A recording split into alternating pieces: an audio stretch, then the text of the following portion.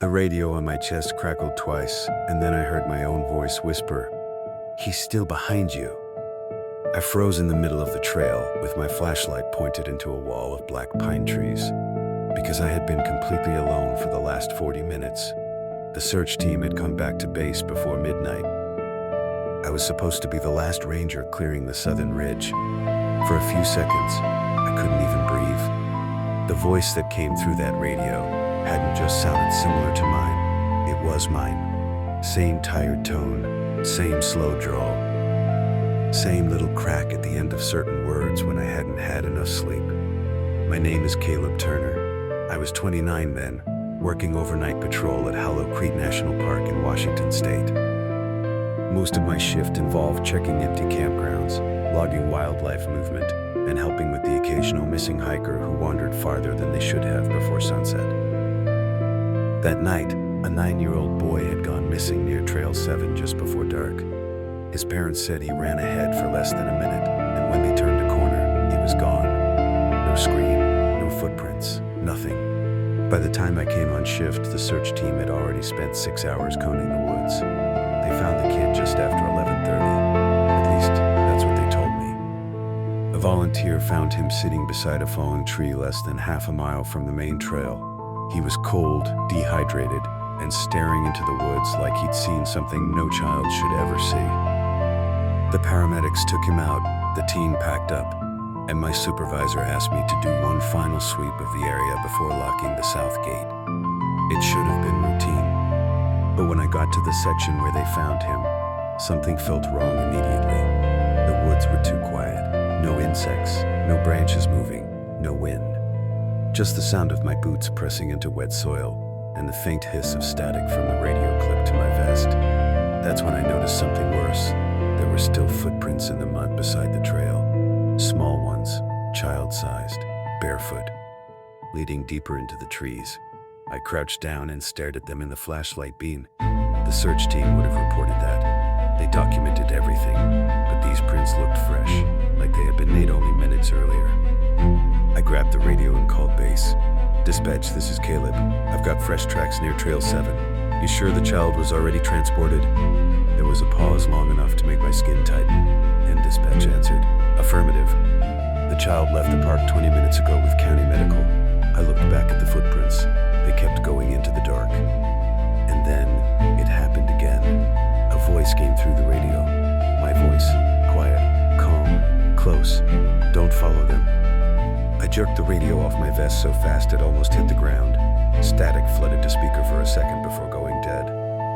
I stood there in the trees, staring at the device in my hand, trying to tell myself it had to be crossed frequencies, some damaged repeater, anything that made sense. But nothing about that voice felt accidental. I should have gone back right then. I know that now, but part of this job teaches you not to walk away when something feels wrong, especially when a child was involved. So against every instinct in my body, I followed the footprints into the woods. They moved between the trees in a narrow line, too straight to look natural. No hesitation, no wandering, just one small barefoot step after another, leading away from the trail. The beam from my flashlight shook in my hand as I moved deeper into the pines. After about 50 yards, I found the first thing the search team should have seen, a small red mitt glove hanging from a broken branch at eye level. I recognized it immediately because the boy's mother had been clutching the matching one when I saw her earlier at the ranger station. The glove was dry. Everything around it was wet. That made my stomach turn. I radioed base again, but all I got was static. I tried switching channels, same thing. Then, through the static, I heard breathing, slow, controlled, like someone standing close to the microphone and listening to me breathe back. I stopped walking. The breathing stopped too. For a moment, the only sound in the forest was my own heartbeat pounding inside my ears. Then, from somewhere deeper in the trees, I heard a little boy laugh. Not loudly, just once.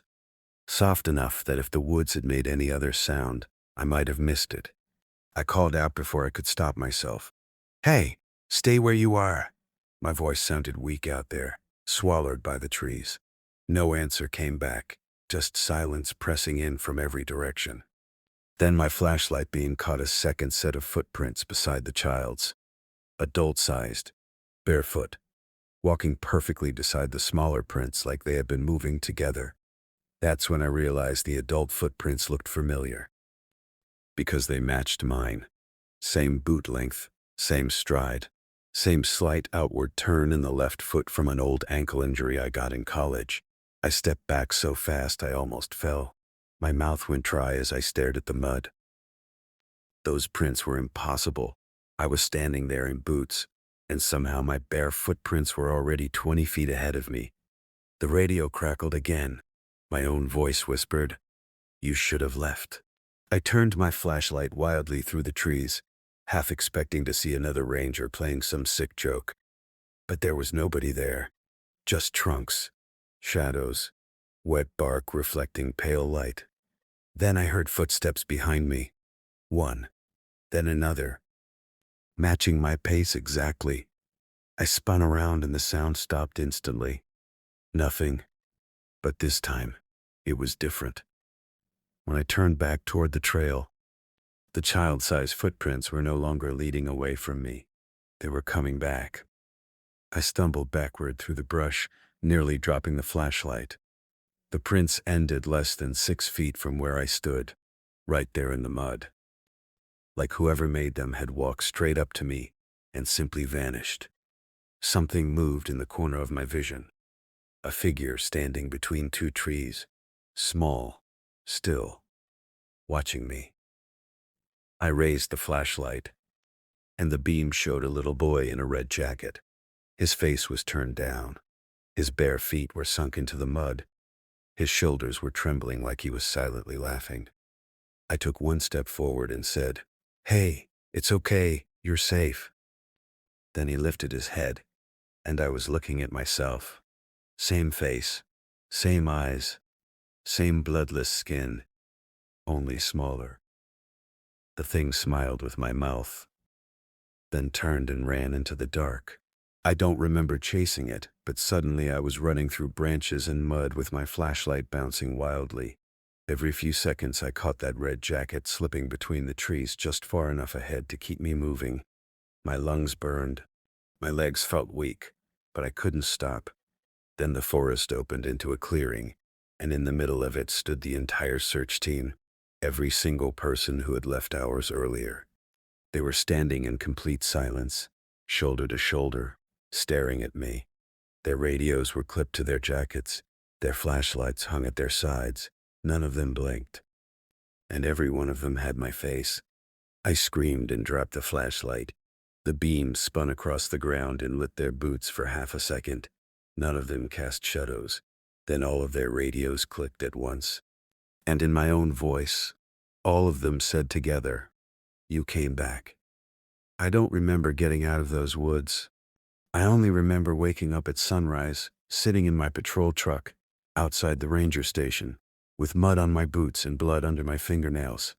My radio was lying in the passenger seat, still on, still hissing. Dispatch said they had been calling me for nearly 2 hours. According to the GPS, I never left the parking lot. According to the search logs, the child had never been found alive at all. They recovered his body the next morning. Exactly where I said I saw the footprints. I quit 3 days later. I told everyone the stress finally got to me. Nobody argued. Nobody asked questions. Around here, people learn not to ask too many questions about the woods. But sometimes in the middle of the night, my old park radio still turns on by itself in the closet. And every single time it does, I hear my own voice, asking why I left them there.